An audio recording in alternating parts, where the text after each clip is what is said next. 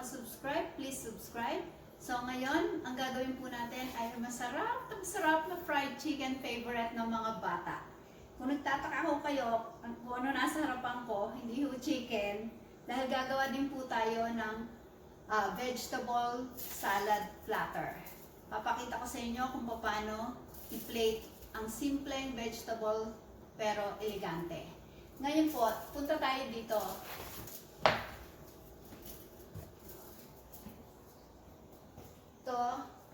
Ito ang aking chicken. Ayan. Naka-brine siya overnight. Binrine ko siya sa water, salt with lemon. Tapos nilagyan ko siya ng bay leaves. Tapos ang ingredients natin dyan sa chicken, flour, cayenne pepper, salt, at baking soda. Itong salt, imimix natin itong baking soda, lalagyan natin ng konti itong ating flour. Konti lang kasi may aftertaste to, mapait.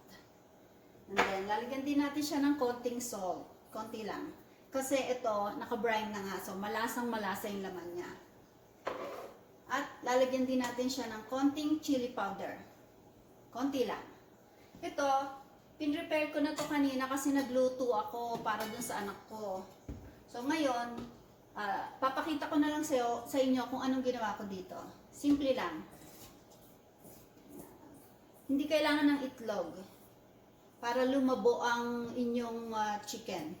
Yung chicken skin, para malutong at malabo, kwan lang, baking soda. Ito. Yan, yung mixture nito, kumuha lang ako ng konti at lalagyan natin ng konting tubig.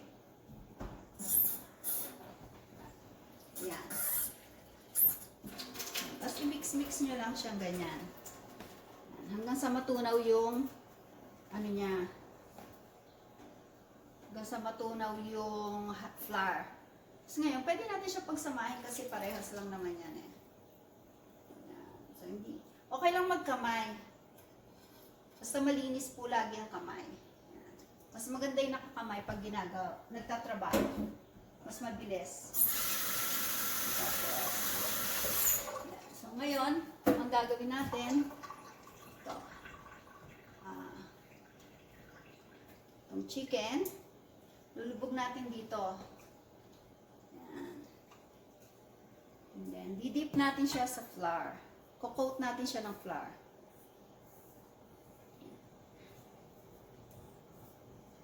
Mas masarap pa to dun sa kinalolokohan ng mga bata na chicken.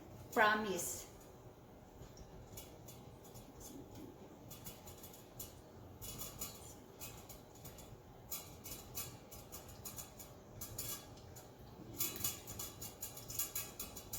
Kaya lang natin siya binabasa dito para mag-coat siya ng husto yung flour niya.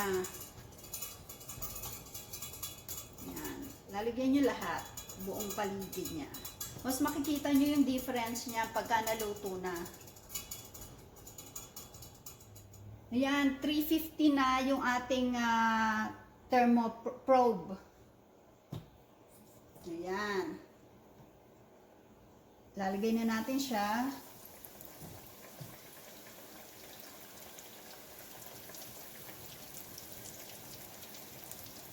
Ayan.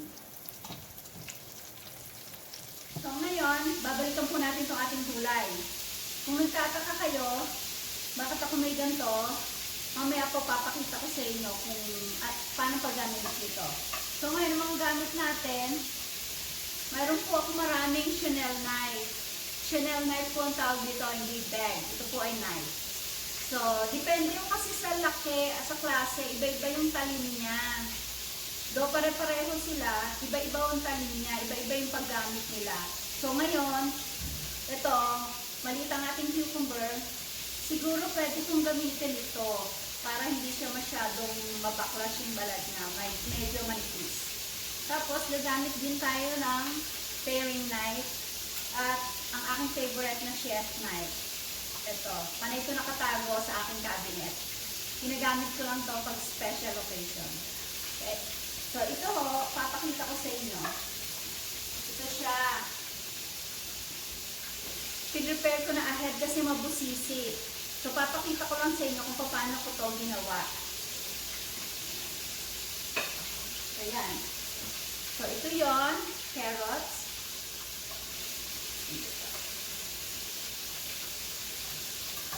Ayan. Dito ko. Ngayon, dito natin to. Corer. Corer naman po ang tawag dito. Yan.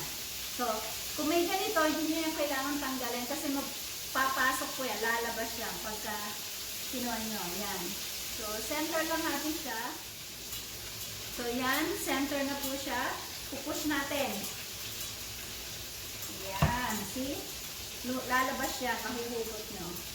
Pause ngayon. Hilahin. Kita nyo to open. So, hindi siya nakadikit pa rin siya dahil dito open siya. So, ibabalik natin para matanggal natin. Ayan o. Tanggal na o. Dito ba?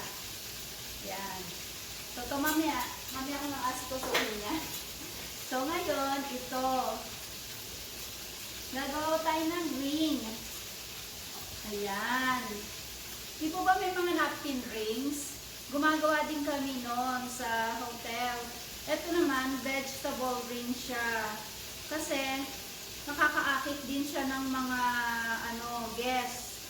Na-amaze din sila pag maganda ang presentation. Kaya, pag kumakain kayo sa labas, huwag na kayo magtaka sa presyo kasi hindi naman pinabayaran ang pagkain. Ang binabayaran ho ay yung service. Kami po yun. Ayan, ganyan. Tapos ito na siya. Ayan. Mapusisi kasi masyado kung maraming gagawin. Kaya pinakita ko na lang sa inyo yung isa. Ayan. Ayan. So ngayon, ito naman ang ating ipi-plate. Ano siya dyan? Tatapon na natin yung sa compost. So ngayon, ito. Tanggalin natin yan. Ang sabi ko, gagamitin ko ay sana. Ito. Maliit. So, ito, tinatawag ng Chanel knife. Ayan. Ayan. Kita nyo? Gagawa po tayo ng yan. So, 4 lang siguro pwede na. Ginagamit to sa mga lemon, sa mga citrus at malalaking fruits na gusto niyong lagyan ng dekorasyon pero ayaw niyong tanggalin lahat ng balat niya.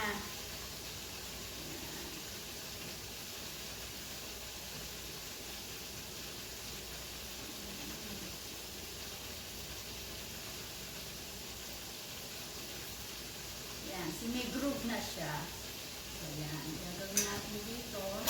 Ito, ginagamit ko rin to pag minsan. Pag masyado akong masipag sa trabaho, ginagamit ko pa rin yan.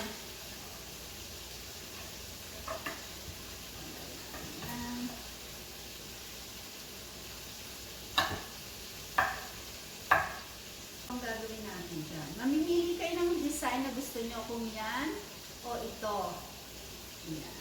Ako, pipiliin ko ngayon is ito, itong green. Maliit yata ito.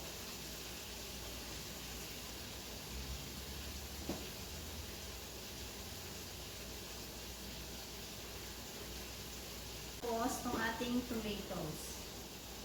Ngayon, pipili ako ng maganda kasi kailangan ko ng magandang balat. Ito.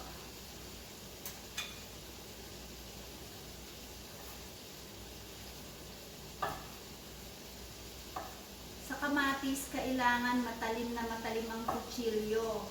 Pag hindi siya matalim, mahihirapan kayong hiwain. Kaya pag naghahasa ako ng kutsilyo, kahit sino naman sa kitchen, pag naghahasa kami ng kutsilyo namin, susubukan namin sa kamatis. Kasi pag mapurol po yung kutsilyo nyo, hindi siya magaganito. Yan, hindi nyo siya basta-basta mahihiwa.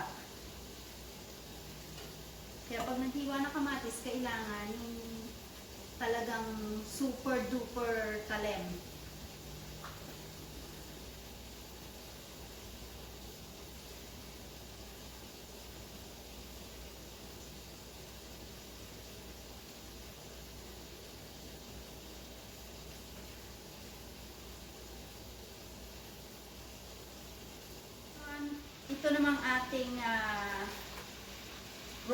lettuce.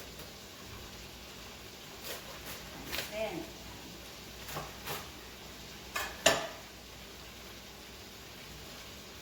Pag masyadong mataba, pwede niyong bawasan. Tulad nito, tingnan natin. Hindi siya pantay-pantay. Bakit gano'n?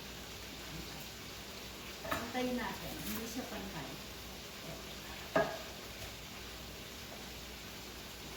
Lalagay na natin siya dito sa gitna.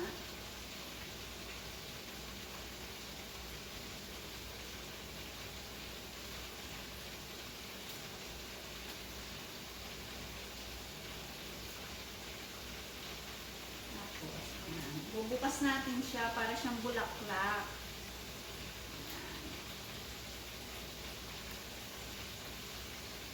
Tapos, tanggalin niyo itong pinaka-core niya. Yan, yung pinaka-gitna. Tapos, ayusin naman natin. Kasi, ilalagay natin yung flour sa gitna. Gagawa tayo ng tomato skin flour.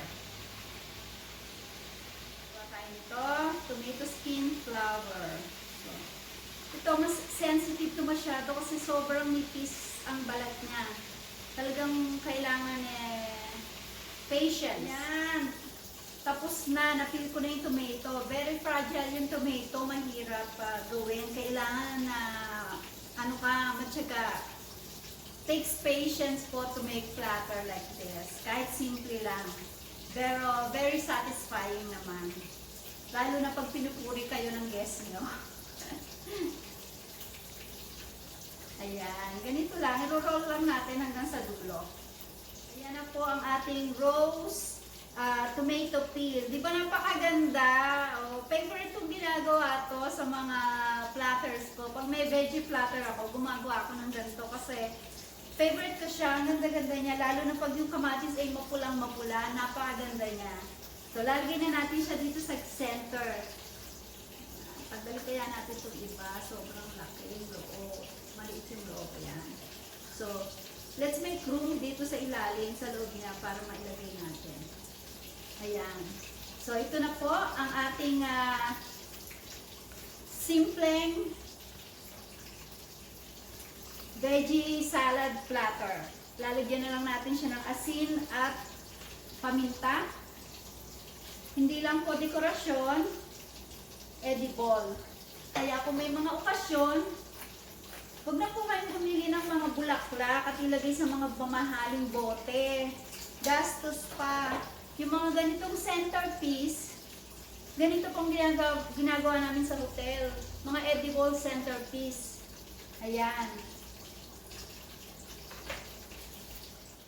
Ayan, tahimik na yung mantika niya. Pag tahimik na yung mantika, luto na siya. Pero syempre, dahil chicken to, mahirap pag pag hindi siya masyadong luto sa loob, nakakapagkasakit, ma-hospital tayo. So, ipo-probe muna natin siya. Dalawa ang probe ko.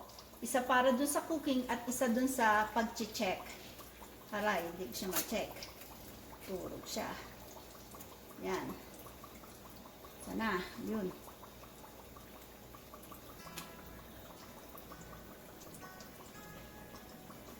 Ayan, sakto, 165. Lumagpas pa siya ng konti. So, lutong-luto na siya.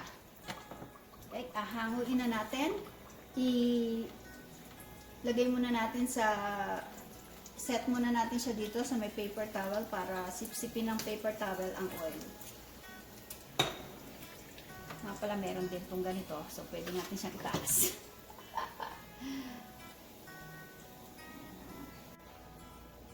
Ayan na yung ating nalutong chicken. Fried chicken. So, hintayin lang natin siyang madrain yung oil. Mamaya, ipi-plate natin siya. Ayan na. Oh, ready na. At siya daw magdadala ng chicken. Talagang gusto niya ng chicken. Ayan. So, yan. Yan ang ating centerpiece, salad, at itong ating chicken platter. Lagay natin dito. Yan. Okay? Kain na tayo. Kain na tayo. Tikman na ang chicken. Woo! Ang ganda oh! Sa inyong the best dyan, hindi, ito ang the best namin. Very good.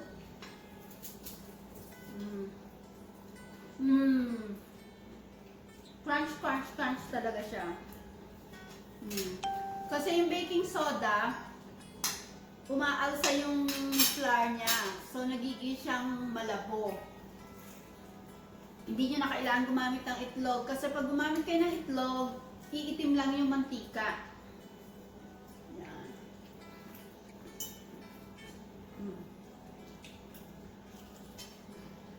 Sarap. Very good.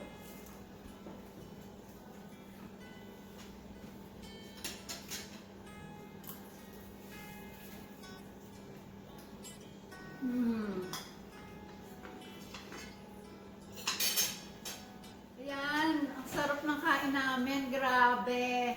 At syempre, kita naman kung sino yung pinakamaraming nakain, ano? ang sarap, the best. Simpleng-simple, pero rock. Bye guys! Oh, bago nga pala kami paalam, munti ka naman makalimutan. Lucas Sweets Homemade. They make pastries and cakes by Chef Lana Mortel de Leon. Booby Bears Philippines, Cainta Rizal. Pambabies naman po yan. Check out yung page nila. Tisha's Kitchen sa San Pablo, Laguna. Nagluluto siya ng masasarap na dessert at kung ano-ano pa. And happy birthday to Lucas of Lucas Sweets Homemade, 6 years old. I love you, Lucas. Goodbye, everybody. Thank you. God bless.